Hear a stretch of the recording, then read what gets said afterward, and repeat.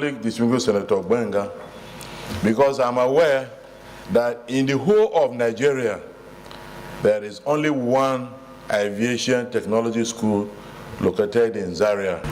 Distinguished colleagues, a bill for an act to establish the Federal College of Aviation Technology, Ilara Remo, Ogun State, and for related matters, 2023. Second reading taken. Similarly, another bill seeking to replace the Nigerian Institute of Mining and Geosciences Act 2018 with the Federal University of Mining and Geosciences JOS 2023 passed a second reading on Wednesday. Senator Dickett Plank, who presented the bill, explained that it will help reposition the mining sector and further deepen research in mining. On an act to repeal the Nigerian Institute of Mining and Geosciences Act 2019 and establish a Federal University of Mining and Geosciences, JOS, and for other related matters. That is required at the moment is to upgrade the institute to a degree awarding institution. The lawmakers who supported the bill noted its significance to the development of the country's mining sector. The bill was similarly referred to the Committee on Tertiary Education and TET Fund to report back to the Senate in 4 weeks. This is one bill that is very critical for the development of our country. While it is true that Nigeria benefits from its oil and gas endowments, Mr. President, distinguished colleagues, Nigeria does not reasonably benefit from its solid minerals. Distinguished colleagues, a bill for an act to repeal the Nigeria Institute of Mining and Geosciences Act 2018 and to establish the Federal University of Mining and Geosciences, JOS, and for related matters, 2023. Second reading taken. The Minister of Finance and Coordinating Minister for the Economy, Mr. Wale Edun, has said that the country must generate adequate revenue to reduce high deficit financing. Edun, in reference to the proposed 2024 budget, said the government was circumspect on reliance on borrowing to finance the 2024 budget. The finance minister made the submission on Thursday when he appeared before the Joint Senate Committee on Finance, Appropriation, National Planning, Local and Foreign Debt. This session also examined the 2024 to 2026 medium-term expenditure framework and fiscal strategy paper. Edu, who was accompanied by the Executive Chairman, Federal Inland Revenue Services, Mr. Zach Adedeji, and the Director General of the Debt Management Office, Ms. Patience Oniha, declared that the best way Nigeria could fund its annual budgets was to spend more on infrastructure that would generate revenues. Clearly, in the environment that we have now, both internationally as well as nationally, we are in no position to rely on borrowing. Going for more intervention. When I mean more intervention, that is more loans, which is also detrimental to us because we now increase our deficit. And then also the services that we do to this household, the burden will increase. The Chairman Committee on Finance and Senator representing Niger East, Sonny Musa, however, expressed strong reservations about the 2024 revenue projection of some of the revenue-earning agencies. He noted that going for external interventions will definitely not be an option, stressing that it will further push the country to further deficit financing. The Senate has confirmed the appointment of Dr. Aminu Maida as the Executive Vice Chairman of the Nigerian Communications Commission. This followed the presentation and adoption by the Senate on Thursday of a report of the Committee on Communications chaired by Senator Bilbis Ikra. While presenting the report, Ikra urged the Senate to consider the request of President Bola Tinubu for the confirmation as NCC chairman. The committee, after exhaustive deliberations and the scrutiny of the curriculum by T and other supporting documents of the nominee, and having been satisfied with his qualifications, experience, stability, competence, and ability on communication regulatory matters, hereby recommends that the Senate do confirm the nominee, Dr. Aminu Maida, as the Executive Vice Chairman of the Nigerian Communication Commission. Maida, before his new appointment, was the Executive Director, Technology and Operations at Nigeria Interbank Settlement System, PLC. The Senate has also set machinery in place for the establishment of Federal Data Bank. The proposed data bank seeks to cover every sector of the economy and also provide data for development in the public and private sector. Will the Senate confirm the nomination of Dr. Aminu Maida for appointment as Executive Vice Chairman of the Nigerian Communications Commission, NCC? Those in favor say aye. Those against say nay. The ayes have it. The nomination of Dr. Aminu Maida is hereby confirmed as the Executive Vice Chairman of the Nigerian Communications Commission. The House of Representatives has pledged to come up with legislative initiatives aimed at growing the nation's economy, creating employment, and fostering development in Nigeria.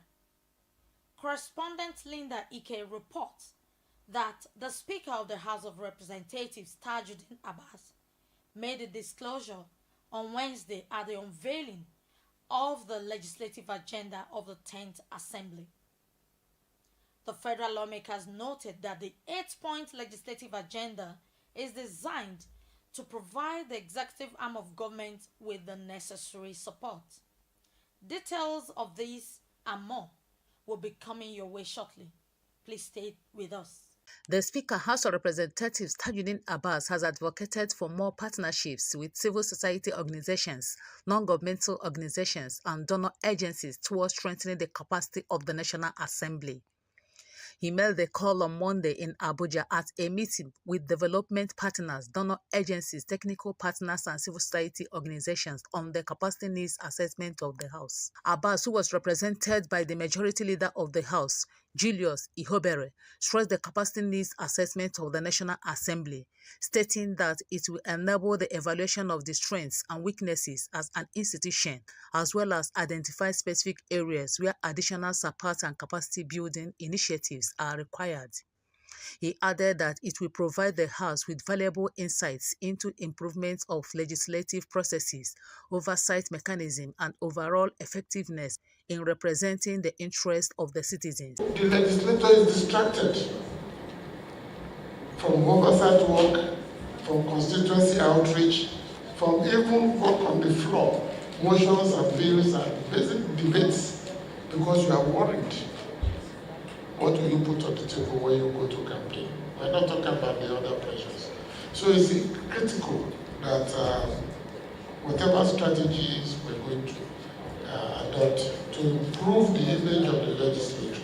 The partners and stakeholders expressed their readiness to study the terms of reference and continue the engagement with the PCU, which is the organizer of the meeting, towards the implementation of the legislative agenda of the 10th House.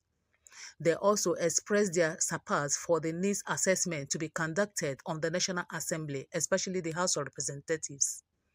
They noted the importance of introducing technology, especially artificial intelligence, in the operations of the National Assembly. It is very good to do the coordination and the agenda setting, of course based on the legislative agenda of the House, But let's please bear in mind that there will be changes. We will face with different realities in the next year.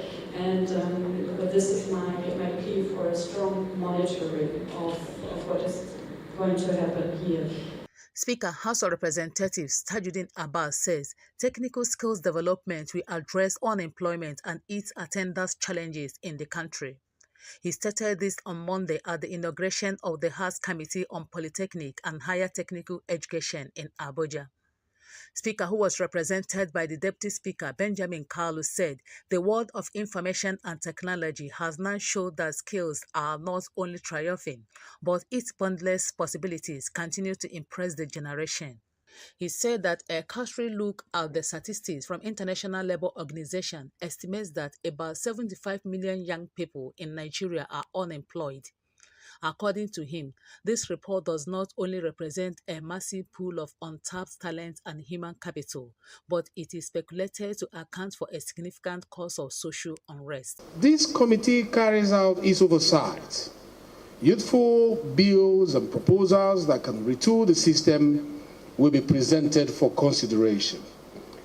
I want to assure all stakeholders present that the National Assembly will work closely with the Federal Ministry of Education and all agencies and institutions associated to the development of the sector. Chairman of the committee, Adeboyiga Ishaka, said the overall goal is to build skilled and productive pools of human resources in the country. He stated that the House may not be able to alter the status quo until the right investments are made. He added that the committee is advocating a major shift in national commitments to education with the recommendation that budgetary allocation to education should be scaled up to minimum of 15% of national budget. The goal is to build skilled and productive pool of human resources in the country. We may not be able to alter the status quo until right investments are made. This committee is advocating very strongly a major shift in our commitment to education with the recommendation that budgetary allocation to education should be scaled up to minimum of 15% from the 7% that we have in the last 5 years of our national budget, while sub-allocation to technical education should be upgraded to not less than 30% from the 12% that we have in the last couple of years. The National Assembly on Monday launched 8 new coaster buses provided by the Clerk to the National Assembly, Magaji Tambuwa, to ease the transportation of parliamentary staff. The buses, which are first in history to be provided by any CNA as part of palliative measures to cushion the effect of fuel subsidy removal on the staff. Let me begin by commending the National Assembly, and indeed all those that work within the permanent secretary and so on and so forth. I know of what they did in bringing forward the idea of procuring these buses for the use of the staff. Today is a wonderful day, of which we know the CNA is a target CNA. It's an amiable CNA. The one that when we carry our cry, he will say, consider it done. The Senate President and Deputy Senate President showed it to us last 2 weeks when we came for a visit, a courtesy visit. He said to us, consider it done. Chairman of the House Committee on Climate Change, Honorable Chris Nkwanta, has expressed commitments towards ensuring Nigeria meets the target of achieving net zero greenhouse gas emissions by 2060 as part of the Energy Transition Plan. Speaking during the inauguration of the committee on Monday, he said the committee will make sure Nigeria fulfills her part in the agreement under the United Nations Framework Convention on Climate Change. He said the committee will profile a lasting solution to the challenges on implementation of Nigeria's obligations on climate change, which is the legal framework for the country to achieve its climate goals while attaining long-term socio-economic sustainability and resilience. As legislators, there is need to enable solutions to the climate change challenges by legislating on matters relating to climate change mitigation and adaptation to ensure that our laws and policies are aligned with global best practices. In the course of our assignment, the committee is expected to engage with the executive, the private sector, the civil society, the media, the academia, and the international community to foster collaboration and partnership for effective climate change actions in Nigeria. House of Representatives have pledged to develop legislative initiatives to grow the nation's economy, create employment, and foster development in Nigeria. Speaker of the House of Representatives Tajuddin Abbas disclosed this on Tuesday at the unveiling of the legislative agenda for the 10th Assembly. Abbas said the 8-point agenda is designed to provide necessary legislative support to the executive arm of government. While noting that the legislative agenda is born out of the House, that the primary duty of lawmakers is to serve the best interests of their constituents, the Speaker urged all committees to ensure that their activities are in line with the legislative agenda. The legislative agenda of the 10th House of Representatives, aptly titled The People's House, is rooted in the fundamental belief that our primary role as lawmakers is to serve the best interests of our constituents. We recognize the diverse needs and challenges currently facing our nation. Despite this, we are optimistic that together with His Excellency President Bola Ahmed Tinubu, will provide long-lasting solutions to save Nigeria from the short path of development. Also, President of the Senate, Godswin Akpabio, commended the House for leading the way in unveiling the legislative agenda, stating that the Senate will ensure that its own legislative agenda tallies with that of the Green Chamber. In nation building, our generation passes the baton of patriotism from one to the next. But the duty of every generation must be to leave the country to the next generation better than they inherited it from the preceding generation. On his part, Secretary to the Government of the Federation, SGF, George Akume, emphasized that for any democracy to thrive, there must be a focused and forward-looking legislature.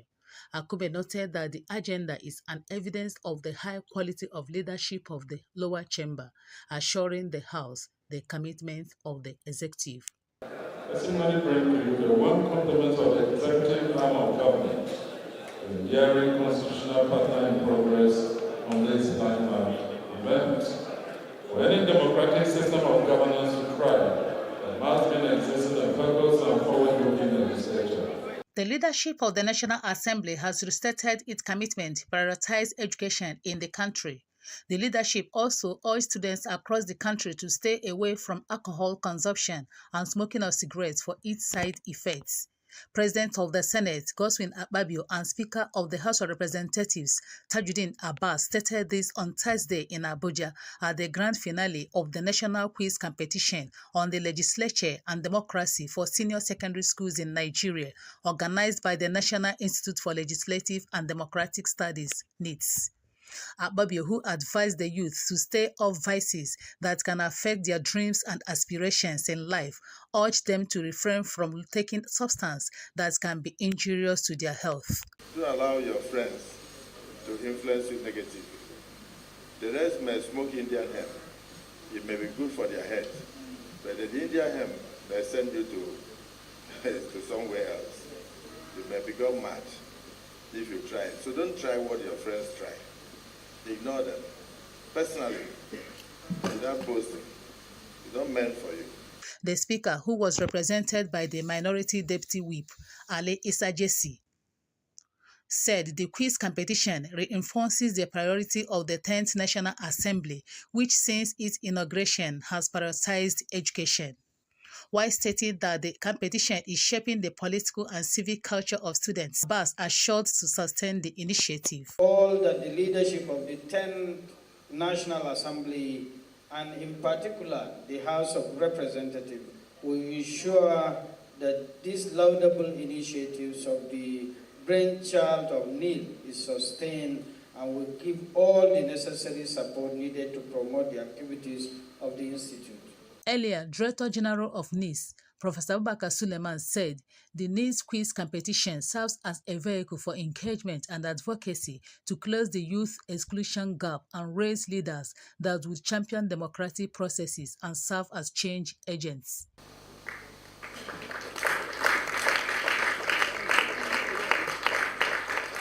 Penn Resource Academy represent the Northeast, while Government Pilot Secondary School, Daura, represent the Northwest. The 6 participating schools emerged from a competitive process include School for the Gifted Gwagwalada, representing the North Central and the FCT Zone, Penn Resource Academy Gombe, representing the Northeast, Government Pilot Secondary School, Daura, Katsina State, represents the Northwest, St. Teresa's College, Nsukka, Enugu State, represents the Southeast, Community Secondary School, Uyo, Akwa Ibom State, represents the South-South. Linda Ike, MITV News, Abuja. The federal government is taking steps to upgrade learning capacities and access to credible learning materials in institutions of learning nationwide. Details of these and other reports from the education sector are being brought to you by Miriam Enahimio. The federal government is partnering with the Archaeology, a #1 tech company in the world, on blackboard technology to aid learning efficiency. The Minister of Education, Professor Tahi Mama, while receiving in his office the Archaeology delegation in Abuja, said the partnership would leverage on the limitations of physical capacity of learning and the inability to access credible learning materials. Mama pledged to provide necessary support and that would facilitate the progress of the blackboard in the country. Tough game for you to bring them to Abuja or take them to anywhere. Whereas through the IT, you can reach practically everybody once you have the necessary infrastructure in place. So, and we are determined to do it. We have a president who is a hands-on president, who is in a hurry.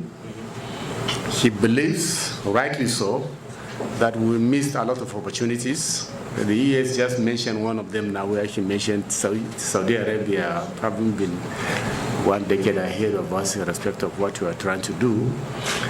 But as you rightly said, we can avoid their mistakes. So what they did, what it took 10 years to do, probably we'll be able to do it within less than half of that period. So that's the advantage you have when you are coming from the back, learning on somebody's experiences. So we'll be very happy. And then you are partnering with one of the most efficient institutions we have in the country. If there's one institution that we are very proud of, it is this fund, the TED Fund. When you are doing a project with them, we can take it as given that this project is going to drop, that is going to be actualized. So it's very comforting for me, because, as I said, of your local partner. And so in terms of policy, you can count on us for all the necessary support, both at the ministerial level and the higher level of the government, because it's something that we strongly believe in. Earlier, the Executive Secretary, Tertiary Education Trust Fund, TED Fund, Sonny Echono, explained that the Blackboard would establish centers for excellence in Nigeria that will be benchmarked for online learning methodologies. Echono said it would also help the country to be at forefront of learning management system. We are with the best, and with an ecosystem of over 4,000 institutions already engaging with you, we believe our 253 current beneficiary institutions will be a welcome addition to that family, and we look forward to constantly engage, improve, and advance even our collaborations and partnerships in the years ahead. So we are very enthusiastic about it, because nearly every student, every parent in the country today knows about the brand Blackboard and what it offers. So we don't need to reinvent the wheel. but we are confident that as we begin to also increase our broadband penetration, provide last mile solutions to some of the less accessible, we will be able to increase our footprint and also up our game on this digital track that we're taking for ourselves. Meanwhile, the president of Pathology, Joe Benedado, said the Blackboard had been tested to provide solutions to students and directors of ICT around the world through skills. Constantly exchange lessons learned and see how we can push the clock even back, how we can leverage this best practice from all around the world to bring to Nigeria and vice versa. We have such an expertise. Technology is one thing, but setting a center of excellence to enable all the teachers in the country to make sure that they're fully enabled to leverage this technology, to leverage the best practice and methodology is equally important. And I think that's the expertise that we bring to youth in the country, and we are really excited to make a true difference in the life of so many students and take it to the next level. The Joint Admission and Matriculation Board, JAMB, has welcomed the decision of the Senate to probe alleged admission racketeering in universities, saying the exam board will be vindicated. Recall that the Senate had on Wednesday agreed to investigate allegations of admission racketeering in the nation's university following a motion moved by Senator Onyeka Ebonyi North. Senator Onyeka, who cited admission travels Chinyere Ekwe at the University of Nigeria Nsukka, alleged that university staff members conspired with JAMB officials to carry out unwholesome practice, prompting the Senate President Godswill Akpabio to call for fair hearing, saying JAMB was known to be a reputable institution. Reacting to the development during this year's Customer Service Week of the board in Abuja, JAMB Registrar Professor Isha Koloede commended the Senate for giving opportunities to the exam body to defend itself over the issue. Miriam Inahimion, MITV News, Abuja. The federal government has launched the revised guideline for the production of community development agreements in the solid mineral sector to ensure that communities derive maximum benefit from operations in the sector. Funke Adebayo takes you through the details of this and more. In a related development, the coalition of united political parties has applauded the Independent National Electoral Commission for ensuring that the results announced reflects the votes of the people in the just concluded off-cycle election in Bayelsa and Kogi State. The spokesperson of the coalition, Emeka Igwe, made this known on Wednesday in Abuja while reviewing the performance of the recently concluded off-cycle governorship elections in Bayelsa, Kogi and Imo State. The coalition noted that while serious questions and allegations have been raised in Imo State in the areas of voter intimidation, overvoting and security breaches, the electioneering process in Kogi State appears to have been where the election was best in conduct and outcome, adding that reports from election observers, particularly Yaga Africa, confirmed reports that their pre-election projections and the outcome in Kogi State substantially tally with INEC declaration. The group, while highlighting the lapses that occurred during the electioneering process, however emphasized that INEC has improved in its affairs in conducting elections, judging by field reports. Overall, Kogi State appears to have been where the election was best in conduct and outcome. This is because Yaga Africa even confirmed in their reports that pre-election projections and the ultimate outcome in Kogi substantially tally with INEC declarations. We call on all relevant agencies to investigate all allegations with a view to doing the needful to instill public confidence in our elections. Still on election matters, the People Democratic Party (PDP) in very strong terms has called on the Chief Justice of Nigeria and the President of the Court of Appeal to immediately disband the present Plateau State Election Appeal Court panel, set up a new appeal panel, and subject the biased judgment by the Plateau State Election Appeal Court panel to judicial review. Acting Chairman of the People Democratic Party, Umar Iliadamagum, made the call in Abuja during a press briefing on the conflicting judicial pronouncements by the Plateau State Election Appeal Court panel to decimate and alter the expressed will of the people of Plateau State in the 2023 National Assembly elections.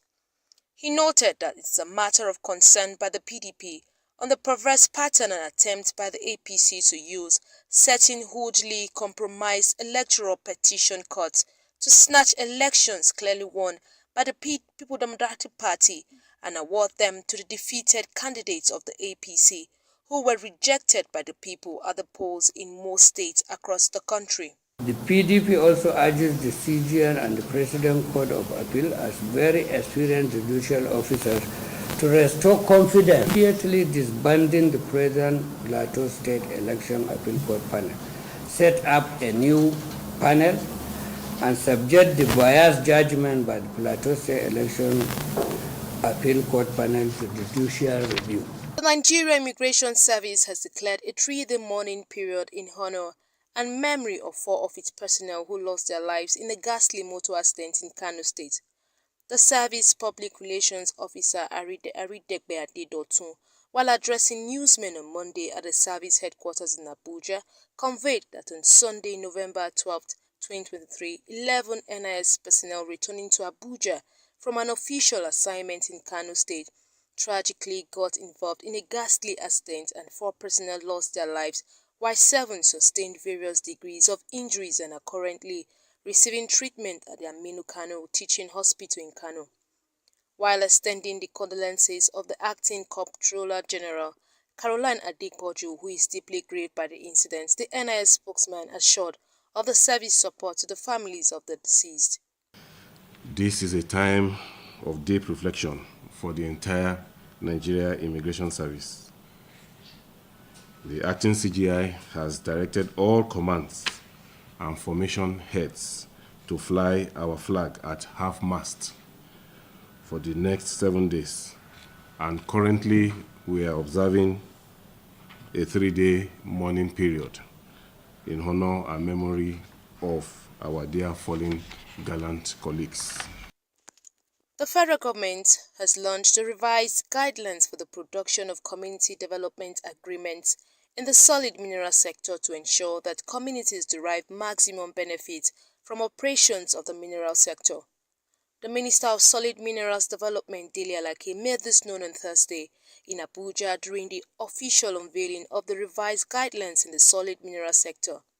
The minister stated that the new guidelines will ensure mining companies sign an agreement with host communities that spell out the benefits for both parties so that operators can carry out their duties without infractions. To all of these contestations, the ministry decided to review the guidelines to spell out very succinctly and specifically the guidelines that should guide the operators to ensure that they carry their host communities along.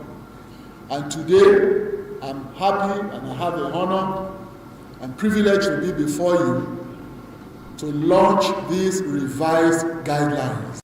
Also, the Executive Director, Center for Leadership Strategy Development, Monde Osasa, however, noted that the project aims to ensure effective natural resource governance to ensure that citizens in the host communities effectively participate in the mining activities to enhance peaceful operations. In the 3rd year of our programming, we felt that, yes, we have done some work in the area training people on MOU and CDA development in communities, but we felt that there is need to really research into it. How effective is this tool to transmitting benefits from investors to communities? The Chartered Institute of Personnel Management of Nigeria has reiterated its commitment to collaborate with the Nigeria Employers Consultative Association to ensure that people in public and private institutions are managed by certified human resource managers. The President and Chairman of Governing Council, Chartered Institute of Personnel Management of Nigeria, Olusegun Mojid, disclosed this on Thursday in Abuja during the 55th Anniversary and International Conference of the Institute with the theme Sustainable Human Resource Business and National Development. The president of the institute noted that the lecture, which is admitted all over the world, aims to develop and maintain high standard of professional competence and ensure that the management of human resources in Nigeria, both in the public and private sector, to the best professional standards.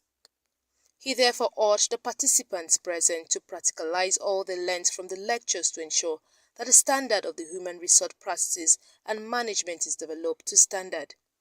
So to that, a lot of organizations, I can tell you, are still involved in quackery, using unprofessional, uncertified HR people to do their HR business. We are reaching out to them.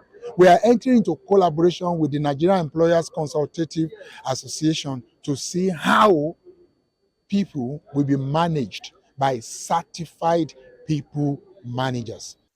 In another development, a coalition of civil society for democracy has expressed concern over the delay by Governor Rotimi Akeredolu to resume office since his return from medical leave abroad. The chief convener Tunji Ashaolu, while addressing a press conference on Thursday in Abuja, urged Governor Akeredolu to prioritize the need of the people and to resume his responsibilities without further delay or transfer power to his deputy, Lucky Aidatiwa. Ashaolu noted that Ondo State cannot afford to be without effective leadership, stressing the need for swift action to rectify the situation.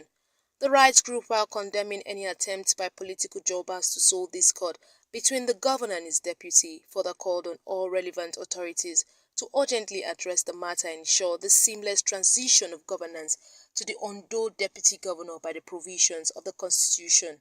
Despite the governor's returns from overseas medical treatment recently, in a month ago or thereabouts, he has yet to resume his official duty.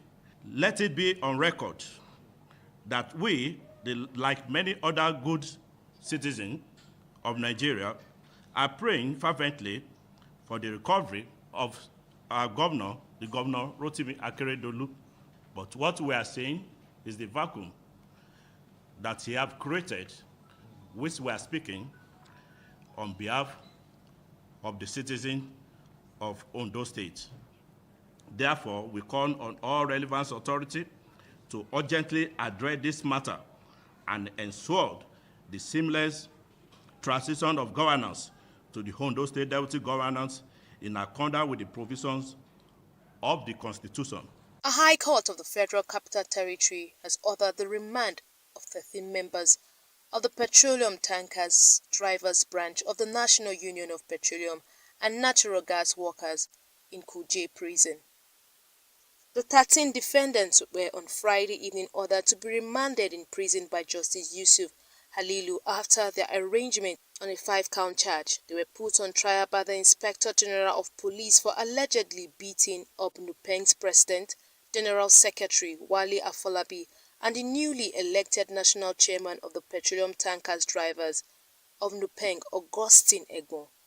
Those arraigned are a former National Chairman of the Petroleum Tankers Drivers Branch of Nupeng, Lucky Oseswa, his deputy Dayab Yusuf Gaga, Humble Obina, Akinolu Olabisi, Godwin Nwaka, and Teamu Sikiru.